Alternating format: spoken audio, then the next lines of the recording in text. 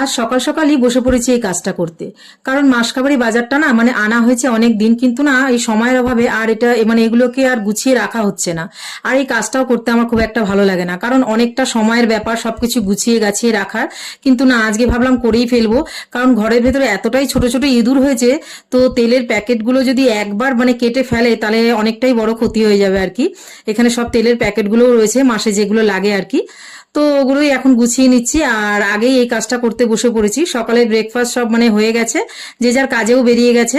তো মেয়েকে বললাম আগে এগুলো দে, এগুলো সব গুছিয়ে গাছিয়ে রাখি, নতবা আজকে যদি না করি তো আবার মানে রেখে দিতে লাগবে।